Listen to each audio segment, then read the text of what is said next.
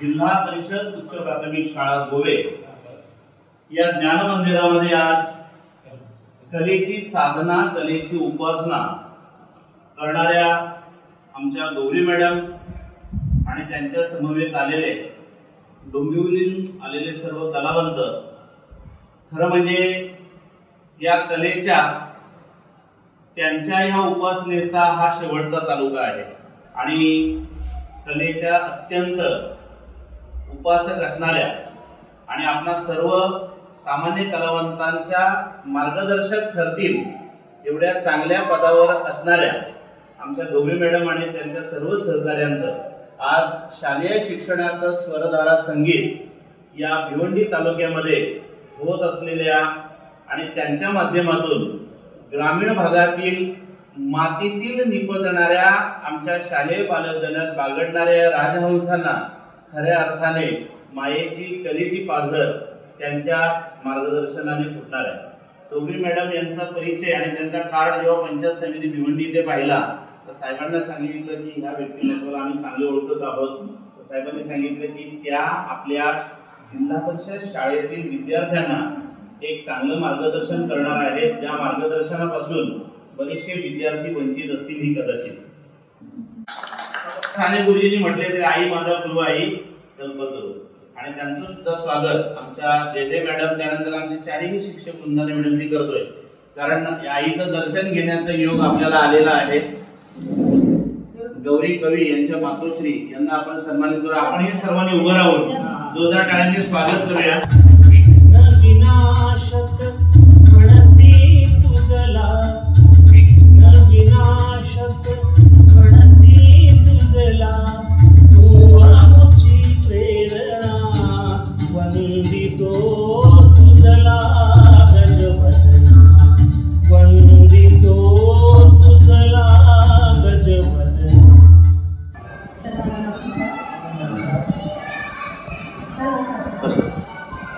अतिशय उत्तम शब्दात, अतिशय सुरेल गाण्याने, अतिशय मोहक शब्दात, अतिशय ओघवत्या वाणीने आज माझ्या आईचं आणि सिद्धांचं इथे जे कौतुक झालेलं आहे, जे आदरातिथ्य झालेलं आहे, ते मला असं वाटतं की सगळ्या तालुक्यांपेक्षा इथे आज सर्वात जास्त उद्योग झाले.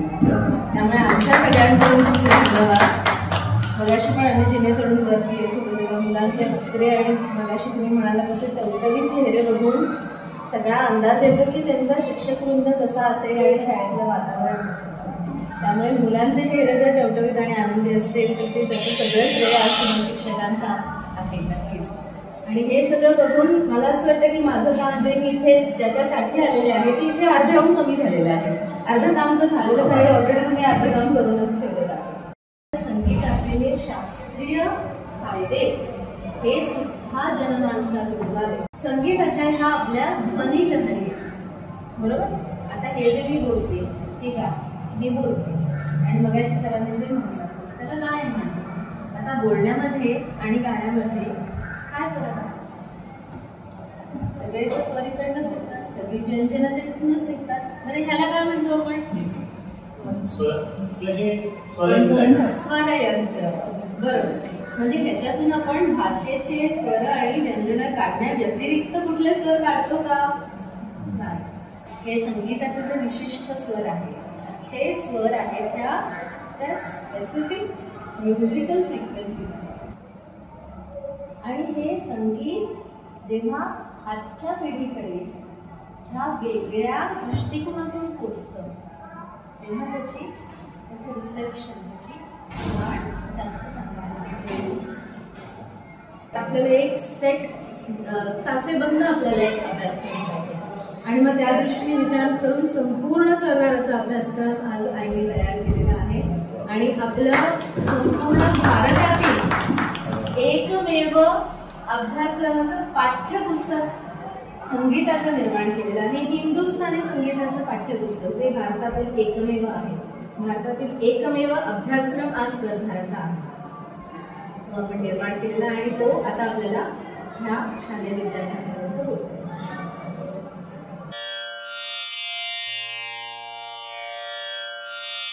पंचायत समितीचा प्रचंड कामाचा प्रशासकीय डोलारा सांभाळून या प्रशासकीय कामांना सकारात्मक दृष्टीने वाहून नेणारे आणि सर्वात महत्त्वाचं की साहित्य, कला, क्रीडा आणि सर्व क्षेत्रामध्ये अष्टपैलू व्यक्तिमत्व असावं आणि नक्कीच खरं म्हणजे आपल्या ग्रामीण भाषेमध्ये एक म्हण आहे की धनी मजबूत असला ना की धान्याची रास असते.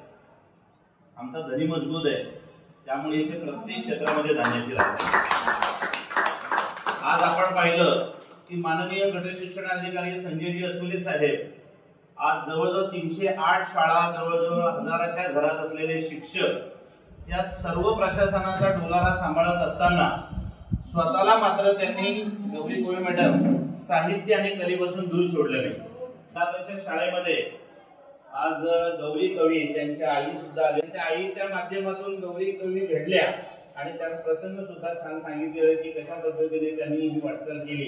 पण ह्या सर्व बाबीमध्ये आम्ही सर्वजण रमून गेलेलो आहोत आणि या सुंदर दुर्दर सरकार योगामध्ये आपलं आगमन होणं म्हणजे खरं म्हणजे आज सरांचा कामाचा व्याप अत्यंत मोठा होता. त्याची सकाळी आम्ही नांदी घेतलेली आहे. पण सर म्हणजे सर भिवंडीच्या शेवटच्या टोकावरून जाऊन या ठिकाणी आले. मी माननीय केंद्र प्रमुख अशोकजी नेमाने सरांना विनंती करेन की टवटवीत फुलांसारखं ज्यांचं मन आहे आणि त्या टवटवीत फुलांसारखं त्यांनी शेवटपर्यंत राहावं म्हणून त्यांचं जोरदार टाळण्यामध्ये स्वागत करू.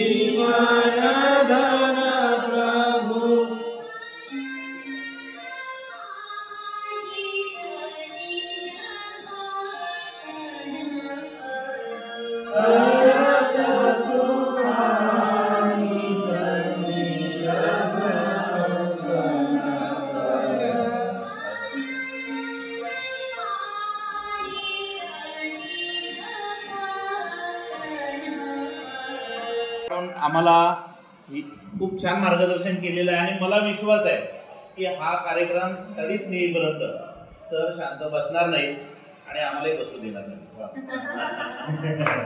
सरांचे खूप खूप आभार. आणि सर या कार्यक्रमाचे खरे स्रोत म्हणजे आमच्या मॅडमच्या सोबत तुम्ही आहात.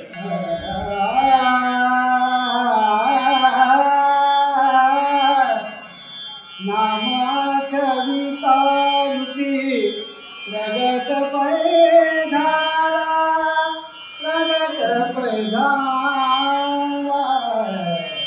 सोयीचा दिला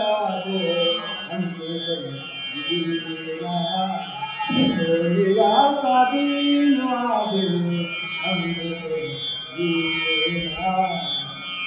आज सोनियाचा दिनू हरसे अमृताचा धनु वाजे सोनियाचा